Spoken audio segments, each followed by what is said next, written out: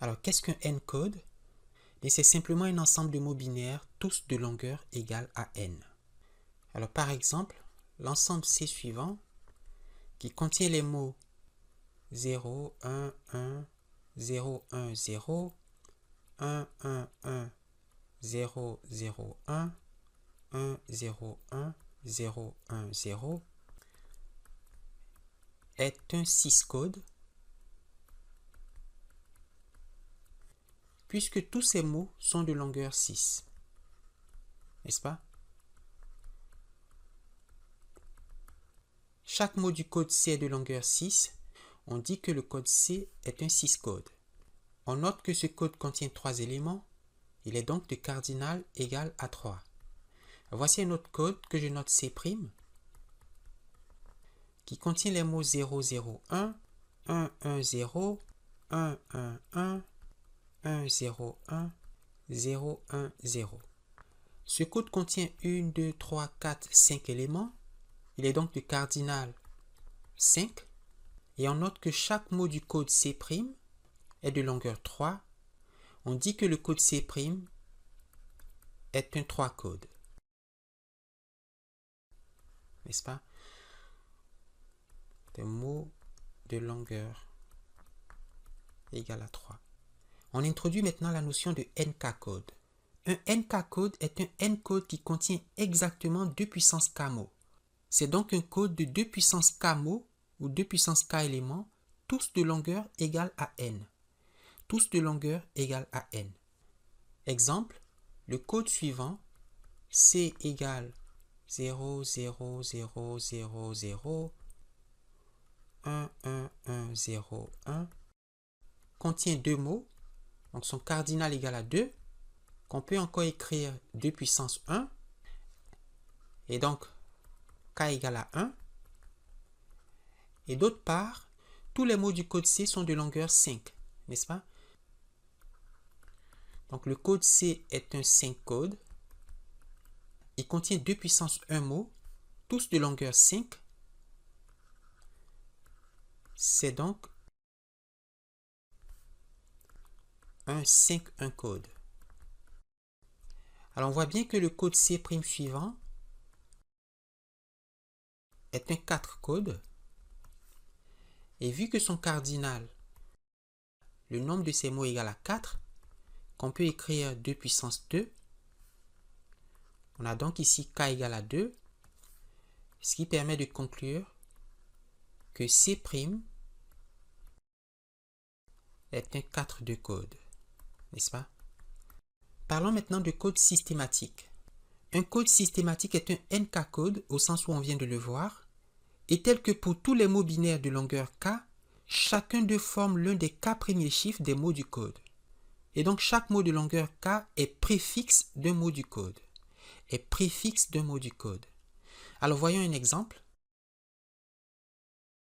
Alors considérons le code suivant. 0, 0, 0, 0, 0, 1, 0, 1, 1, 0, 1, 0, et 1, 1, 1, 1. Nous savons que c'est un 4-2 code. Pourquoi? Mais parce que tous ces mots sont de longueur 4 et qu'il contient au total 4 mots, c'est-à-dire 2 puissance 2 mots. Donc K égale à 2. On a donc un NK code où N égale à 4 et K égale à 2.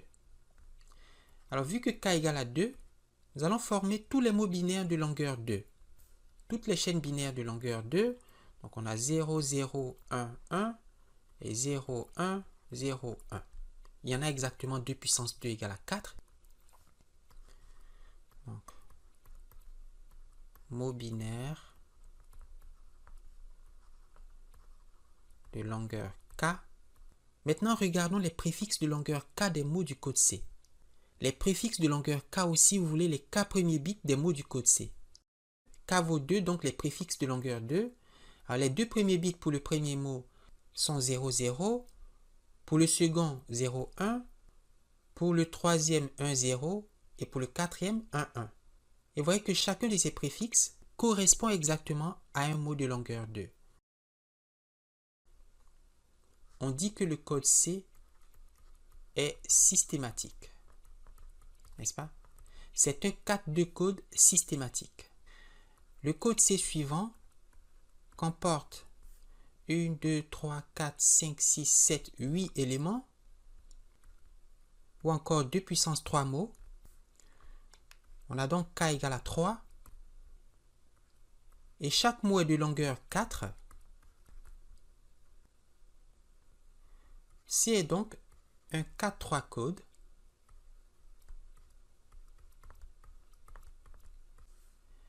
eh bien, formons tous les mots binaires de longueur 3.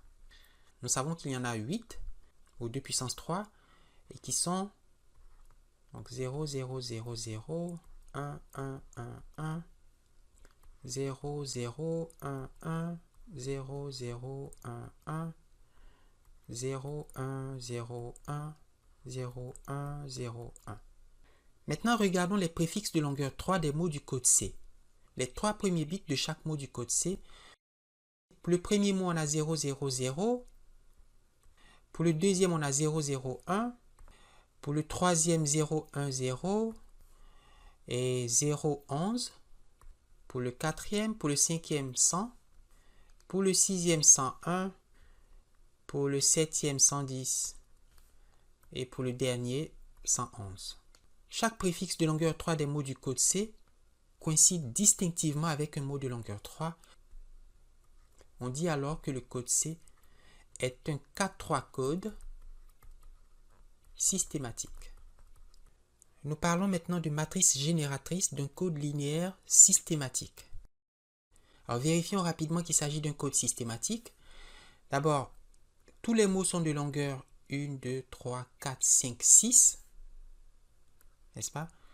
Donc, mot de longueur n égale à 6.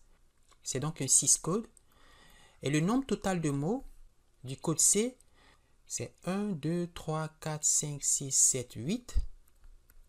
Ou 2 exposant 3. Et c'est-à-dire 2 puissance K pour K égale à 3. C est donc un 6-3 code. On peut vérifier qu'il s'agit bien d'un code systématique en examinant les 3 premiers bits de chaque mot du code C, les préfixes de longueur 3. Alors pour le premier mot, on a 0, 0, 0.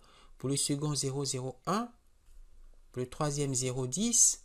0, 11, 100, 101, 111 et 110. Si vous faites la liste de tous les mots binaires de longueur 3, je peux vous assurer que vous retrouvez exactement l'ensemble des préfixes ainsi marqués. Ce 6-3 code est donc systématique. Nous voulons maintenant construire ce qu'on va appeler sa matrice génératrice. Alors pour construire la matrice génératrice, nous allons partir de la matrice unité que je note I de format K par K. Alors K vaut 3. C'est donc la matrice unité de format 3 par 3 et qui s'écrit 1, 0, 0, 0, 1, 0, 0, 0, 1. Et il faut chercher dans le code C les mots dont les préfixes sont les lignes de cette matrice unité. La première ligne de la matrice 1, 0, 0 est préfixe du mot 1, 0, 0, 0, 0, 1. La deuxième ligne 0, 1, 0 est préfixe du troisième mot du code C et 0, 0, 1 est préfixe du deuxième mot dans le code C. N'est-ce pas? On va construire une nouvelle matrice que j'appelle G, qui sont précisément ces mots, mais dans l'ordre indiqué par les lignes de la matrice unité. Donc on aura 1, 0, 0, 0, 1, 0, 0, 0, 1. Alors 1, 0, 0, 0, 0, 1. Et pour 0, 1, 0, on a le suffixe 1, 0, 1. Et pour 0, 0, 1, on a le suffixe 1, 1, 0. N'est-ce pas? Et c'est cela, mes amis, la matrice génératrice du code C. Voyons un autre exemple. Alors, ce sont des mots tous de longueur n égale 4. Le code C pour cardinal 1, 2, 3, 4, 5, 6, 7, 8. Donc 2 puissance 3. On a donc k égale à 3. On peut donc dire que C est un 4-3 code. Et il n'est pas difficile de vérifier que ce code est systématique. Je vous laisse voir. Nous voulons trouver sa matrice génératrice. Et vu que k égale à 3, bien nous partons de la matrice unité 3 par 3. 1, 0, 0, 0, 1, 0 et 0, 0, 1. Il faut ensuite identifier ces lignes de la matrice unité comme préfixe dans le code C. Alors 1, 0, 0, 0, 1, 0 et 0, 0, 1. La matrice génératrice s'écrit donc j'écris la matrice unité 1, 0, 0, 0, 1, 0, 0, 0, 1 et qu'il faut compléter avec les suffixes de ces mêmes mots. Pour ce mot, le suffixe est 0, pour celui-là 1 et pour le troisième 0. C'est ici, mes amis, la matrice génératrice de ce 4-3 code systématique. Nous avons vu que le code C suivant est un 4-2 code systématique. On l'a vu. Pour construire sa matrice génératrice, on part de la matrice unité 2 par 2 qui s'écrit 1, 0, 0, 1 et dont les lignes correspondent aux préfixes des mots 1, 0, 1, 0 et 0, 1, 0, 1. Et par conséquent, la matrice génératrice s'écrit aussi 1, 0, 0, 1. J'ajoute les suffixes 1, 0 pour le premier mot et 0, 1 pour le deuxième. Nous abordons maintenant la question cruciale de l'encodage des mots à partir de la matrice génératrice. Comment coder un mot à partir de la matrice génératrice? Prenons un exemple. Voici une matrice génératrice G égale j'ai 1, 0, 0, 0, 1, 0, 0, 0, 1, 0, 1, 1, 1, 0, 1 et 1, 1, 0. Cette matrice est de format 3 par 6. Elle a 3 lignes et 6 colonnes. Le nombre de lignes de la matrice G, ici 3, indique les mots qu'on peut coder à partir de la matrice G. Et donc cette matrice permet de coder des mots binaires de longueur 3, puisque le nombre de lignes de la matrice G égale à 3. Eh bien, voyons l'encodage du mot M suivant, de longueur 3, qui s'écrit 1, 0, 1. L'encodage est une simple opération matricielle, c'est le produit du vecteur M par la matrice génératrice. Si j'appelle M' le résultat de l'encodage, on a M' égale à M multiplié par G. Donc je multiplie le vecteur ligne 1, 0, 1 par la matrice 1, 0, 0, 0, 1, 1, 0, 1, 0, 1, 0, 1, 0, 0, 1, 1, 1, 0. Vu que la multiplication matricielle fait intervenir des additions, c'est le lieu de se demander de quel type d'addition on parle. Eh bien, il s'agit du ou exclusif ou de ce qu'on appelle aussi l'addition modulo 2. Je rappelle les propriétés de cette addition. 1 plus 1, c'est 0. 1 plus 0, c'est 1. 0 plus 1, c'est 1. Et 0 plus 0, c'est 0. La matrice M' est le produit d'une matrice 1 par 3 par une matrice 3 par 6. Le résultat est donc une matrice ou un vecteur 1 par 6. C'est donc un vecteur ligne de 6 colonnes.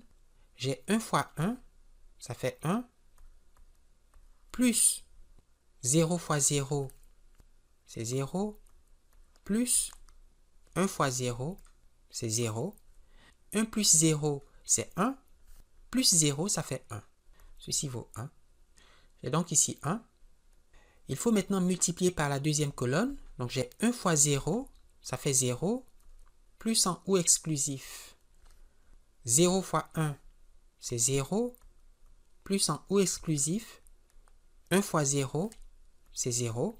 0 plus 0, c'est 0, plus 0, c'est 0. Et il faut multiplier par la troisième colonne. 1 fois 0, c'est 0, plus 0 fois 0, c'est 0, plus 1 fois 1 qui vaut 1, et 0 plus 1, c'est 1. On passe à la quatrième colonne. 1 fois 0, c'est 0, 0 fois 1, c'est 0, 1 fois 1, c'est 1, 0 plus 1, c'est 1. Cinquième colonne. 1 fois 1, c'est 1, 0 fois 0, c'est 0, 1 fois 1, c'est 1, 1 plus 0, c'est 1, or 1 plus 1, c'est 0. Donc ici, on a 0. Pour la dernière colonne, on a 1 fois 1 qui vaut 1, 0 fois 1, c'est 0, 1 plus 0, c'est 1, et 1 fois 0, c'est 0, 1 plus 0, c'est 1. Et voici donc l'encodage du mot 101 et que j'ai appelé M'. Vous voyez qu'on a ajouté au mot 101 un suffixe, ici 101. Et on l'a fait systématiquement en multipliant le mot M par la matrice génératrice dans l'ordre M fois G. D'accord? On veut coder le mot 111. Eh bien, son code M' est obtenu en faisant la multiplication de M par la matrice G, c'est-à-dire en multipliant 111 par la matrice 1, 0, 0, 0, 1, 0, 0, 0, 1, 0, 11, 101, 110. Le calcul matriciel donne M' égale 1 fois 1 plus 1 fois 0 plus 1 fois 0, ça fait 1 plus 0 plus 0, ça fait 1. 1 fois 0 plus 1 fois 1 plus 1 fois 0, ça fait 0 plus 1 plus 0, ça fait 1. 1 fois 0 plus 1 fois 0 plus 1 fois 1, ça fait 0 plus 0 plus 1, ça fait 1. 1 fois 0 plus 1 fois 1 plus 1 fois 1, ça fait 0 plus 1 plus 1, c'est-à-dire 1 plus 1, qui donne 0. 1 fois 1 plus 1 fois 0 plus 1 fois 1, ça fait 1 plus 0 plus 1, c'est-à-dire 1 plus 1, qui donne 0. Et 1 fois 1 plus 1 fois 1 plus 1 fois 0, c'est 1 plus 1, qui donne 0, plus 0 qui fait 0.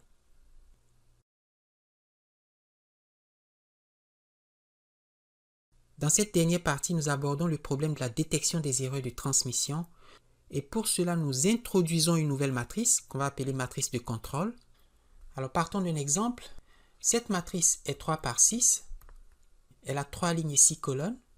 Je vais appeler K le nombre de lignes et P le nombre de colonnes.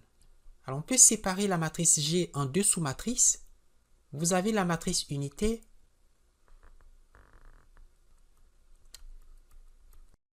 qui est 3 par 3, mais en général K par K. Et puis cette matrice que je vais noter A, qui a le même nombre de lignes que la matrice I, donc K, et le nombre de colonnes qui est P, le nombre total de colonnes de la matrice G, moins K, n'est-ce pas? P moins K. Alors on construit la matrice de contrôle que je vais noter H, eh bien en superposant les matrices A et I. D'accord? Donc j'écris A au-dessus de la matrice I. Donc on a 0, 1, 1, on a 1, 0, 1 et 1, 1, 0. Et tout juste en bas, la matrice unité, 1, 0, 0, 0, 1, 0 et 0, 0, 1.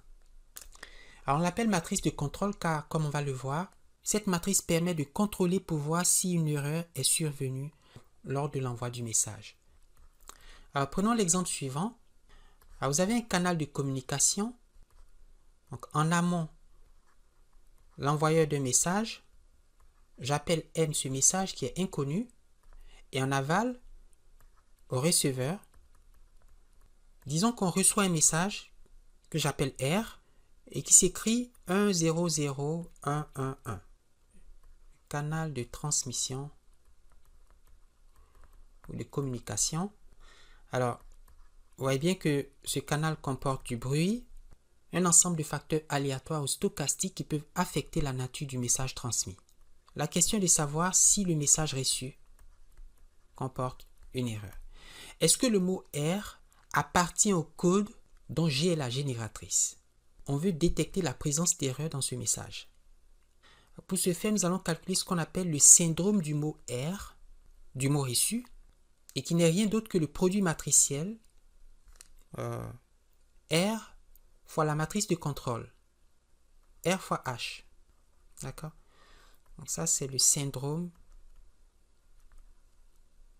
de R.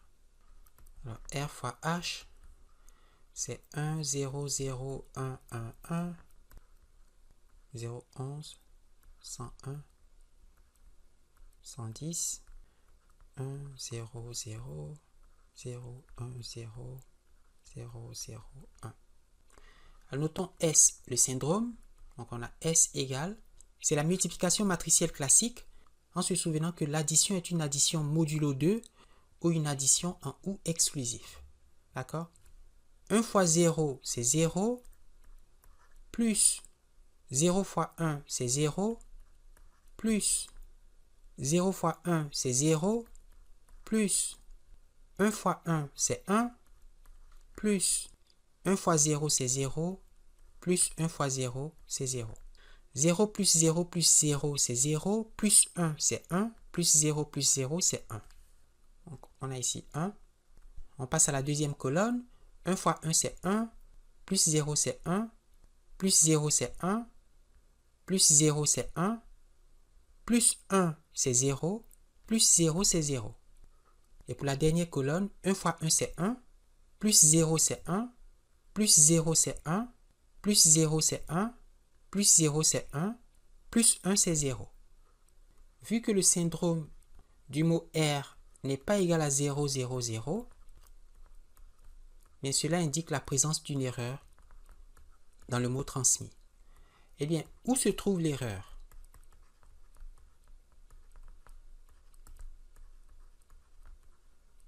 Le mot reçu R s'écrit 1, 0, 0, 1, 1, 1.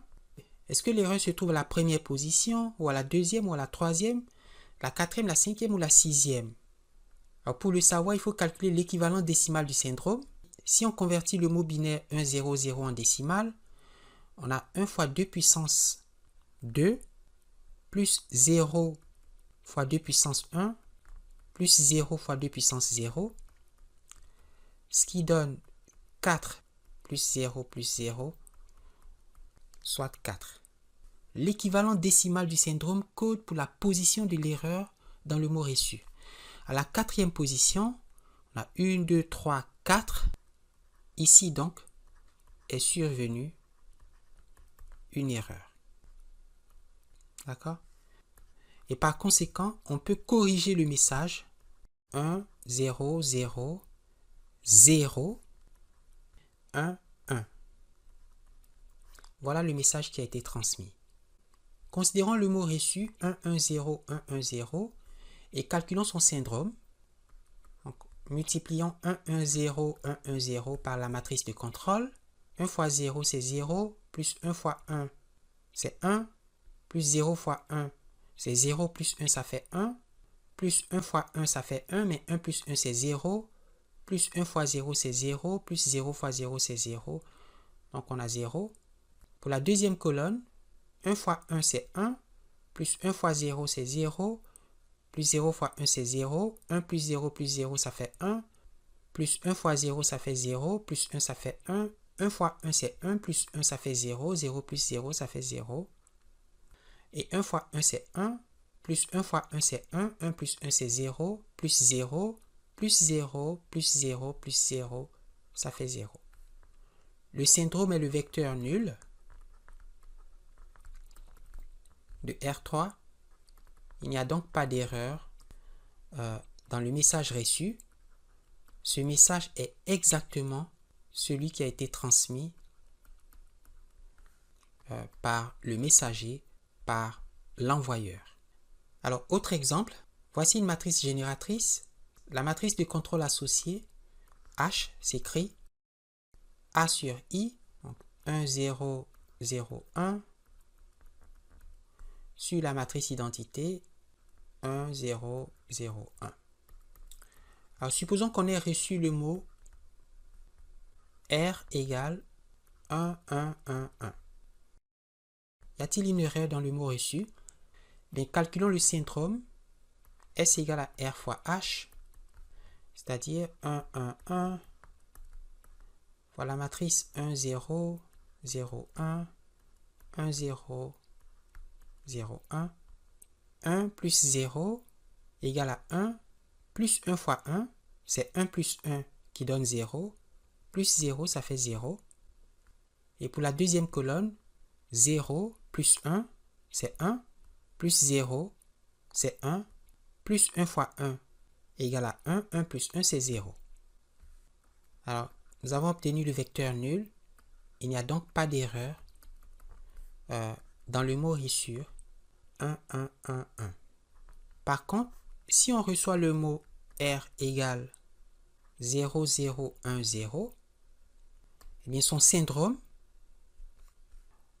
c'est 0, 0, 1, 0, 1, 0, 0, 1, 1, 0, 0,